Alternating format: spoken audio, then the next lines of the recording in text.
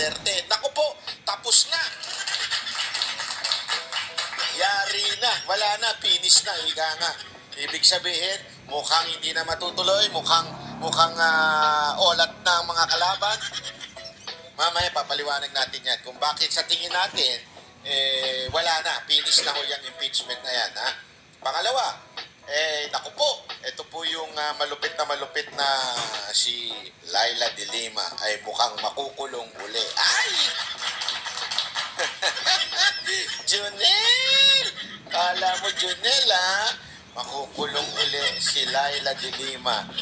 Sa tingin ko, ha?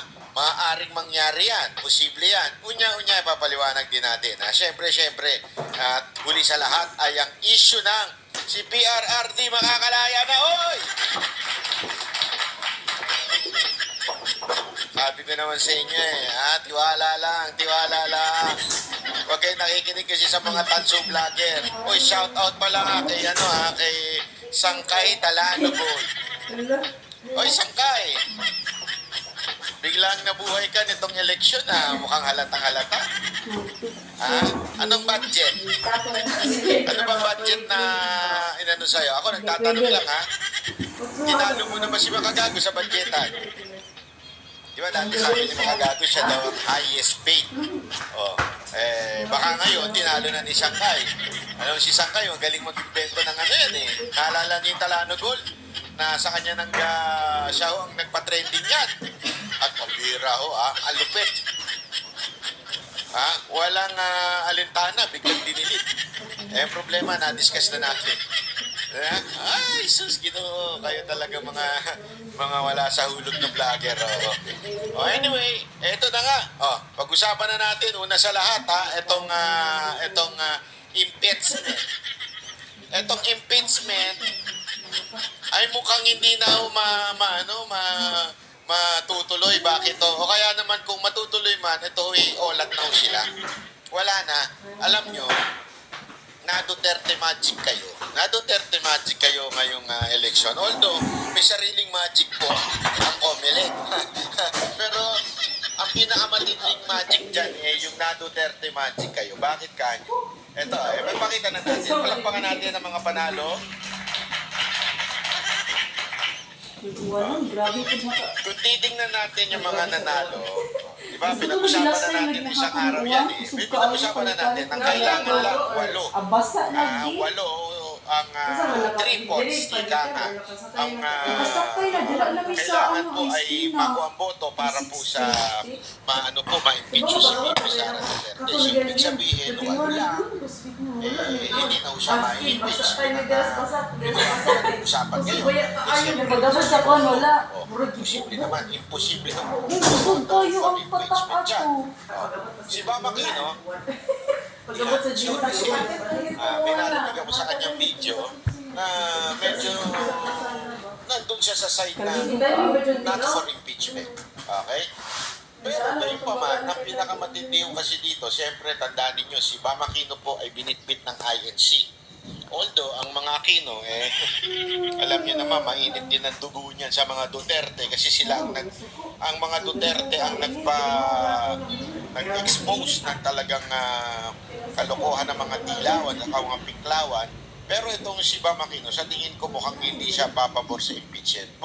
Kasi siyempre, ang alam natin dyan, yung usapan sa INC, di umano, may bali-balita tayo, may nagkwento sa atin, alleged lang ho ito hindi ho ito sigurado, may nagkwento ho sa atin na lahat ng in-endorse ng INC is not favoring impeachment. Bakit ho naman kanyo ganyan? Una-una, kitang-kita nyo naman po na sila ay talagang against sa impeachment ni VP Sara Duterte dahil sa kanilang for-peace reason.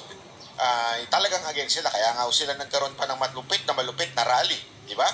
So ibig sabihin lamang po, malamang lahat ng i-assume na natin, lahat ng INC na choice ng INC ay not for impeachment. Si Bato, definitely hindi ho yan impeachment, di ba? So 3 na. Ito pa lang yun sa kalahati pala pinag-uusapan natin dito. Doon sa kalahating bago, 3 na kagad ang hindi papabor. Si Erwin, malamang impeachment yan. Si Kiko, sa tingin ko, impeachment din yan. kasi hindi, ang alam ko, hindi ho ito in-endorse ng INC. At siguro, ito ang babalanse sa mga pinklawan, di ba? Merong for impeachment, merong for anti-impeachment. So, parang ganon, malamang si Kiko. Oh.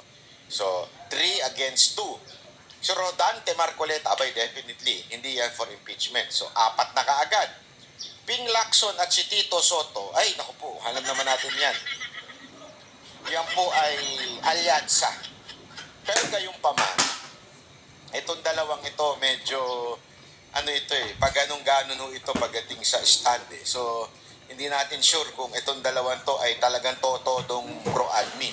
Pero sige, sabihin na natin, 70% admin sila. So, 30% lang ang hindi admin. Okay? Pero mamaya may papakita tayo mga kababayan na malamang sa malamang etong mga to ay not for impeachment. Bakit? Kasi marami ho ang lalo na sa pag-amin ito ni Tiangco, may inamin kasi ni Tiangco na yung nangyari ay talaga namang masasabi natin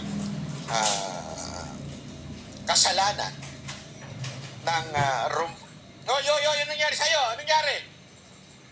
Sorry naman. Inumulto tayo, animal yun not for impeachment itong dalawang ito. Malamang kasi nga, sabi nga ni Tiangco, isa sa dahilan kung bakit natalo ang alyansa ay dahil sa impeachment na ginawa ni Romualdez. Pia Cayetano, ayan po, alam naman natin, kapatid yan ni Senator Alan Cayetano. So, more or less, hindi rin po yan sa impeachment. So, ilan na kagad yun? So, sabihin na natin, na may 5 na. Sa anti-impeachment, si Camille Villar, definitely, hindi yan. Kita nyo naman, ginipit pa ni Marcos ng bandang dulo Kasi nga, pag ganun-ganon siya, nagipit tuloy siya. Pinag-iinitan ngayon yung negosyo ng kanilang pamilya, ay definitely napakalabong mag-impeachment niyan, di ba?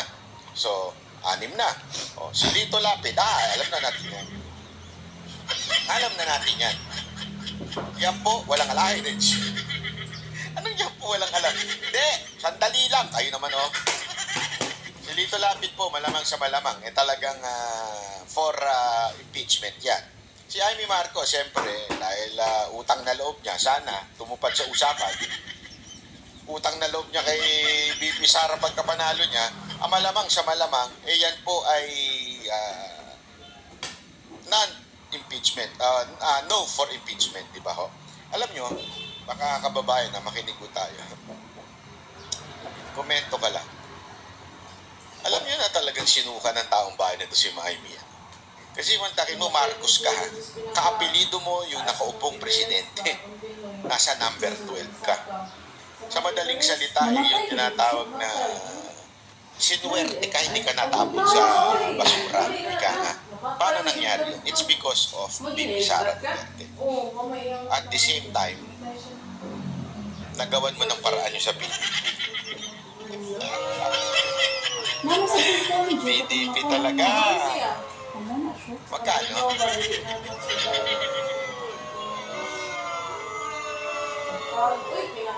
Again, pag sinabi natin PDP, hindi ho yung Duterte. Definitely, the Duterte is against the decision. Yung endorsement ni Robin Padilla ay personal.